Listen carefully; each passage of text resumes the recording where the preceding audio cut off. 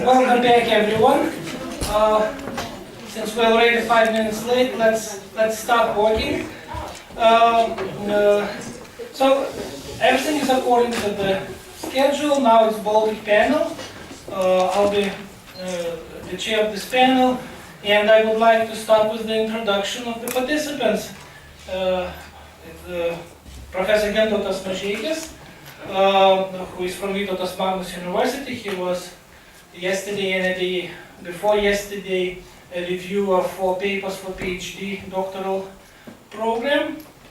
Then we have next to him Martin Kaprans, whom we remember from Budapest coast.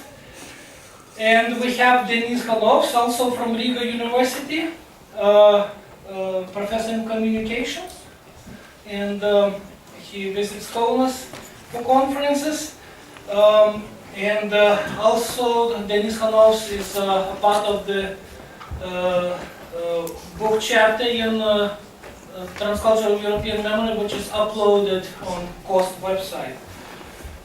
So perhaps I will start with the first question, and maybe we won't need another one, maybe it will develop spontaneously. My first question is more or less according to the title: Geopolitical insecurities in the Baltic states in relation to the memory of World War II and Soviet occupation.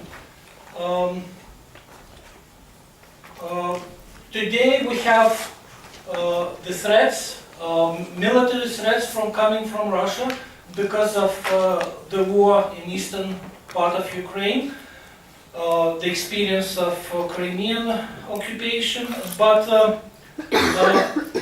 in fact, nothing has yet happened in the Baltic states. The threat is potential, but not factual.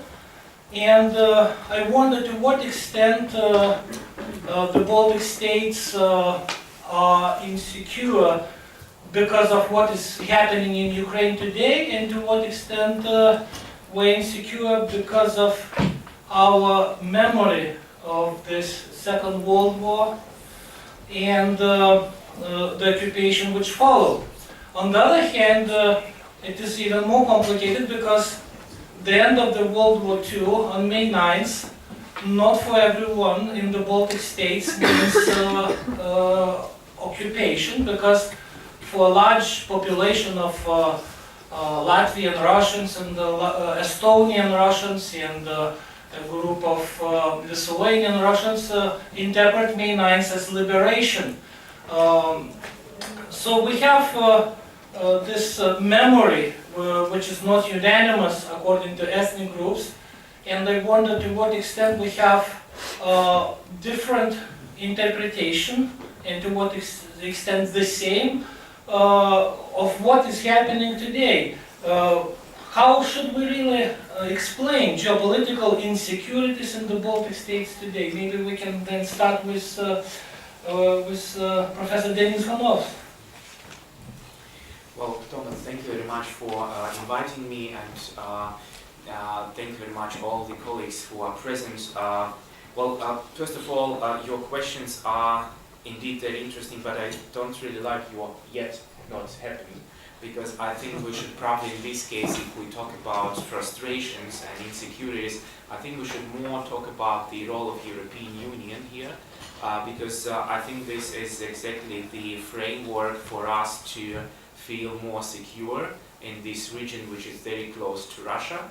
But the fact is that what is happening in Ukraine, in my opinion, is rather a narrative about the contemporary society in Russia, which sociologically supports the government which is acting in Ukraine, which is aggressive, which indeed has shifted the ideas of security and actually has, out of internal deficits and problems, destroyed the very image of common Europe after 1990, 1991. And I think this is actually the biggest problem for this region. We still remember the experience of the Baltic occupation in 1940, because I think in this region Stalin is very much alive after his death many decades ago, because his political legacy concerning the politics of ethnicity, concerning the violence as a principle of political government are still there, are present, have left traces and wounds, and we are still societies which are very much affected by the history of the 40s. The question is, how can we react to these collective traumas? And is really what is happening in Ukraine the way and tool how to reinforce the debates about collective memories in the Baltic states? Because I think these 20 years of coming back to Europe, which actually demonstrates itself in different levels of politics, in the official political discourses, in different memory practices, in media content. This is actually the period when we tried to avoid opening up collective traumas. I mean, this is actually the critiques towards the government, which while re-establishing national states, tried in many cases in media politics and also in symbolic politics of memory to ignore that the groups which have these memories have changed dramatically during the Soviet period. That's why when we talk about memory politics, we should always ask whose politics is this? Who remembers and who and why tries to forget? And this is actually the forgetting and remembering are both parts of this memory politics, which actually in the Baltics are developed not only by the state authorities but also by civil society. The question is how to include the minority groups, different groups, into the process of remembering the occupation period, which in many cases, because of its logics of trauma, are viewed as kind of property of ethnic majorities. So this is the stage where power is being used or enters the stage. So the power relations are very often shaped in relations of memories. Whose memories are included in political discourses, in what way, in what status? Are these marginal memories, or are these memories which can become kind of part of predominant memory culture and memory politics? Because we of course know, and this is also the topic of the reports before the lunch break, that memory is always situated in the political space. Of course, there are spontaneous mnemonic acts which somehow escape the attention of power and politics, but then politics always return and find these sides of memory, objects of memory, and include it into the political discourse. And this is exactly the issue which I think is very important concerning the Soviet occupation, because first of all, this occupation is a very powerful source of traumas, and trauma, being a part of memory politics, very often can block and stop the development of memory discourses. And this is the time and place where I would like to quote Ali Dasman in her recent book about the dislike about memory culture. And she actually asks the same question as you.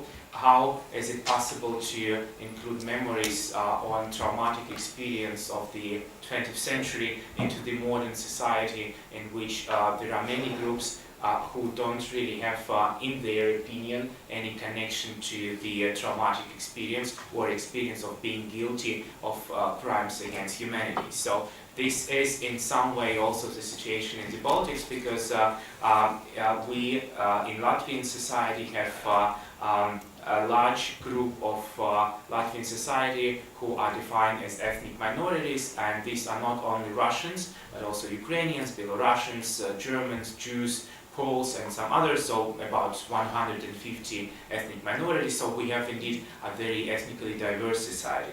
But what we have on the level of politics of memory is predominantly the content of traumatic experience of being a victim of occupation. At the same time, this being victim of occupation can, in my opinion, open up the space for mnemonic inclusion, because I think this is also the case how state politics should be developed in the direction of opening up collective traumas and inviting other people, other groups, also minority groups, into the sharing of this experience. And this is again quoting Assmann, is political skill of political elite to try to open up this memory space. Of course, there should be also the involvement of civic society, and this is again one of the problematic issues in Latvian society, because during the economic crisis, civic activities as such in different ways, in different areas, not only what concerns integration or inclusion society, but also gender and trade unions and so on, the voices of civic society have become lower, and we can't really hear the civic society playing an active role in integration politics, which is also linked to the politics of inclusive memory. So if we talk about contemporary Russian society in Latvia, and I think this is also in some way connected to the situation in Estonia and Lithuania, we also talk about groups which in many cases don't find their place in the predominant memory space frame. And this is again a task for society to try to enlarge this space. But then there is, of course, another question which appears very quickly after we have actually debated the idea of integration of Latvian society. How can we include memories which are there, which are part of sometimes of minority identity, but which are in conflict with the traumatic experience of the predominant part of Latvian society. If you would go now into internet and search for some NGOs of Latvia, mainly of minority origins, you would sometimes find very tricky versions of Latvian society and history of the 20th century concerning the occupation, so sometimes even the denial of occupation. So it is a denial of the major part of mnemonic content of Latvian society, and in this case I would say also not only of ethnic Latvians, but also people of different nationalities and ethnic origin, because different ethnic groups have been deported, have been eliminated, killed, and also after the war experienced again deportations and various kinds of exclusion. So it means that I think in Latvia we begin to experience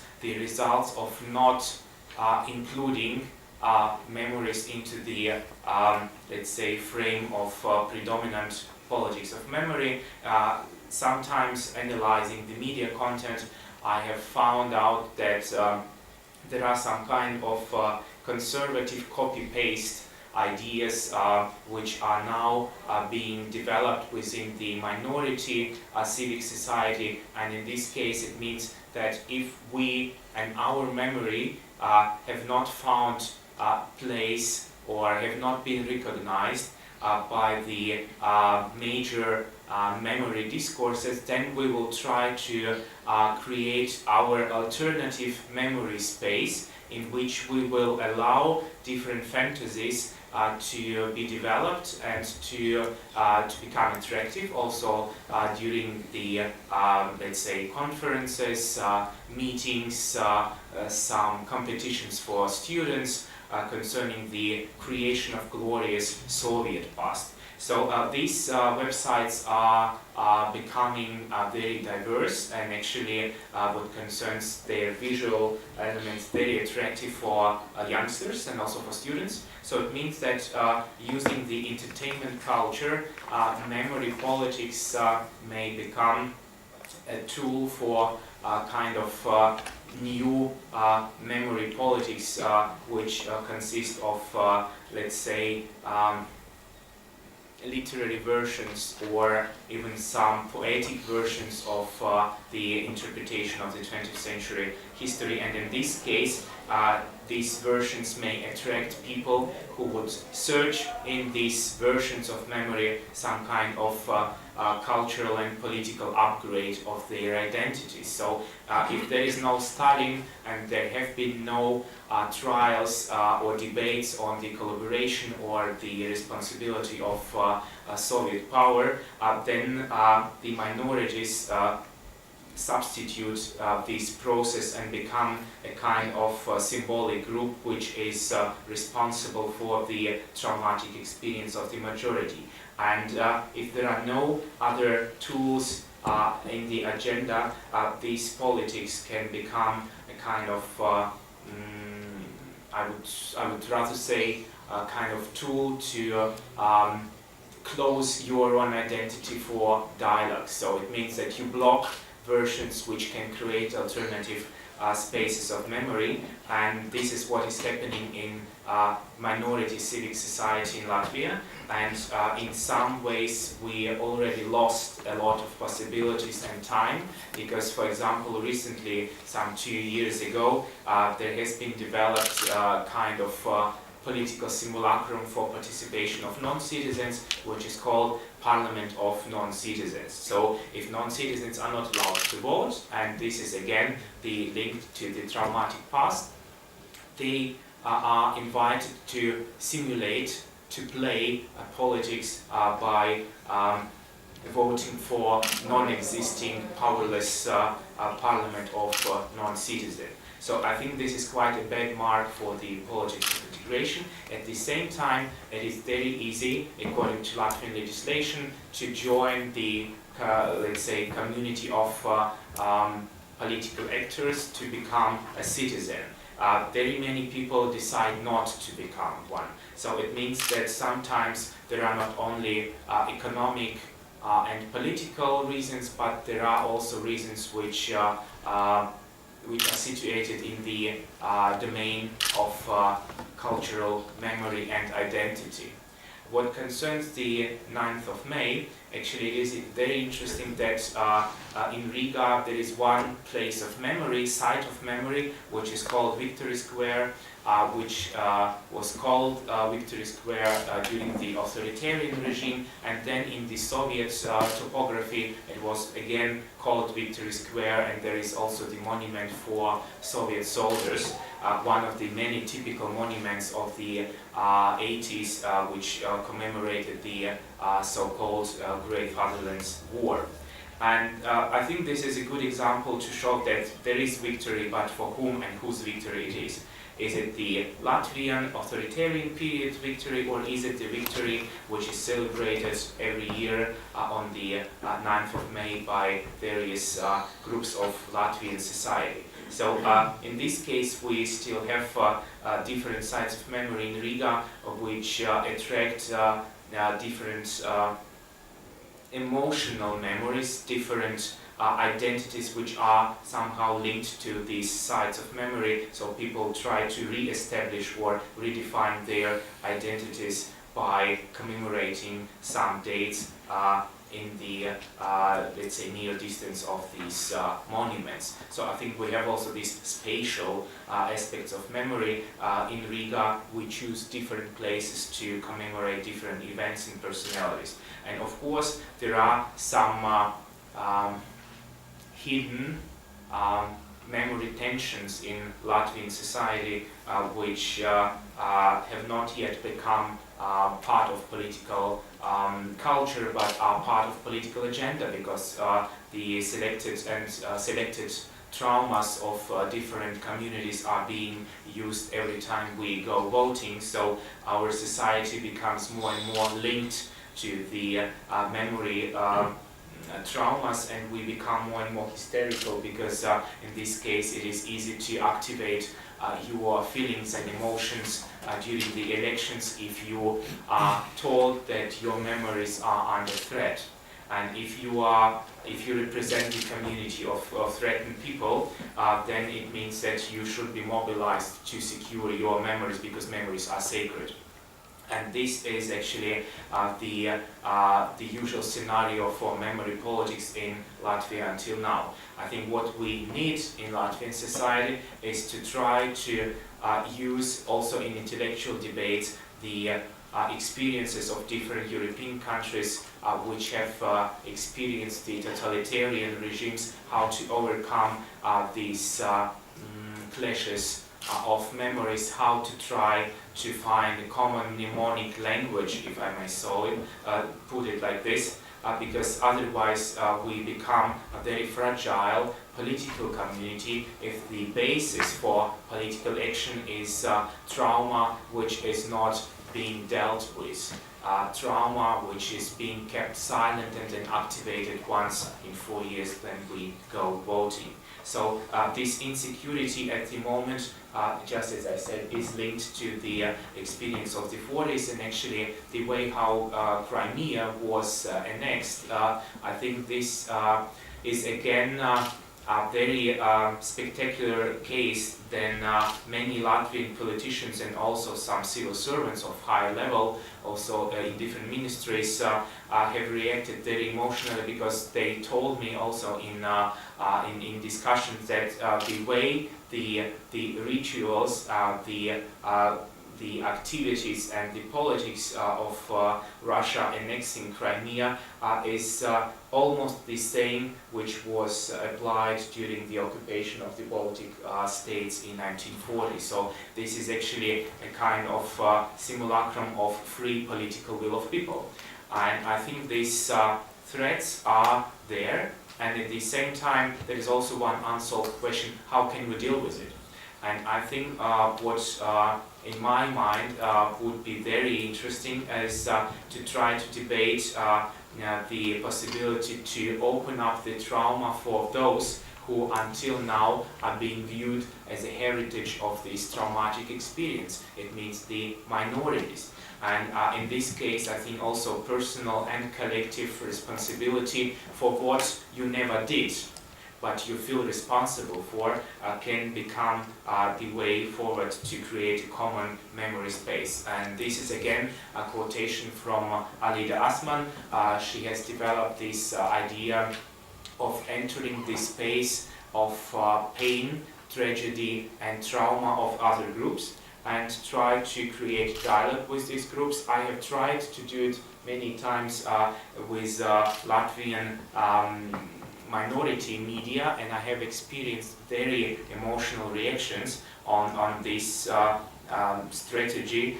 They sometimes ask questions: why do you need it? Why do you have to say I am sorry for what Soviets did, because they're not personally responsible for this? Do you think it would be easier for you to be a part of Latvian society? And actually I saw that at the moment we have a very sad tendency to be somehow closed up within your memory space and within your traumatic memory space. And this I see also on the side of minorities. So at the moment, I suppose we are running the risk of feeling quite comfortable within our mnemonic traumatic space, and this does not help us to create a stable and inclusive society, and I think Putin's politics has just touched upon the nerves and the unsolved problems of Latvian society. Thank you very much, and perhaps we can continue, Martin Kaprans. So, just not to repeat maybe so much about Latvia, we'll try to look, try to construct a broader picture and try to reflect on Baltic states in general. And maybe first of all, speaking about the very title of our discussion, geopolitical or geopolitical insecurity, I think history plays an important role, not just in Latvia or in the Baltic states, but generally in the Western world in terms of Ukrainian crisis, in terms of the war in Ukraine.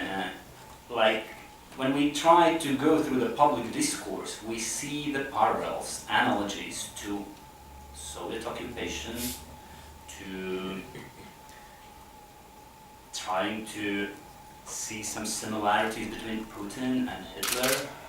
By the way, I think the Stuarts-Hitler counter would be destroyed during these last 2 years, since this parallel was drawn very constantly and vividly in a public discourse, and not just, of course, in this region, but generally. And so history, memory, or the representation of the past, or historical narratives have played an important role in the last 2 years in trying to rationalize, to explain, and understand, first of all, Russia. Not Baltic states or Ukraine, first of all, Russia, of course, as an unknown significant other. But when we come back to the Baltic states, of course, the situation here is very particular, since I think Stefan Trebst, one important person that they speak about the regions of memory, should be mentioned, the German historian, who published, I think 10 years ago, the article, a rather short article where he talked about the remembrance cultures, different remembrance cultures in the post-communist world. And when he, I think, tried to categorize the Baltic states as the role model or vivid example of a nationwide anti-communist consensus. In 2005, actually, maybe, or in 2000s, that was quite right, since the anti-communist consensus was very important and very rigid, very hegemonic, really very strong consensus on the political level. Unlike in the Czech Republic or in Hungary or in Slovakia, if you like, it was really, very, very obtrusive, if you like, obtrusive vis-a-vis social memory, and not giving a space for, alternative interpretations, or at least encouraging to do that, to reinterpret what happened in the 1940s. But so this very strong anti-communist consensus was still lingering in the air in the 2000s, although it is clearly the product of the 1990s, of the transitional period, of the nationalizing, if you could, Rogers Brubaker's idea of nationalizing state, of the nationalizing strategy. It was clearly the product of this nationalizing state, this very strong anti-communist consensus. But then, first of all, when the so-called, the economic development, rapid economic development, plus also economic crisis came about, appeared, that actually challenged this consensus very much in different manners, especially economic crisis on the very societal level challenged this idea whether really Soviet period was so bad, since we were living in the 2010, 2011 in quite deep economic problems. We had these problems, we were coping with them. And then it challenged a lot this political statement about the violent, repressive Soviet regime. And so it was sort of already a bit the swing was kind of on the other side, trying to deconstruct this very hegemony, at least on the very societal level, of this anti-Soviet paradigm. And you have to keep in mind also that in the last decade it was very fostered this idea of two evils, the two evil paradigm, which Bloodlands actually covers very much. I mean, Snyder's book.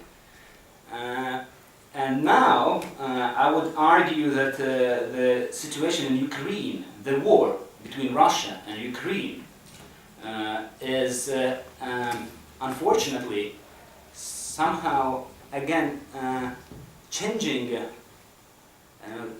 maybe the memory regime, but not in Jan Kubik's understanding memory regime this time, of again prioritizing this anti-Soviet paradigm as the only explanatory framework how to understand what's happening in the region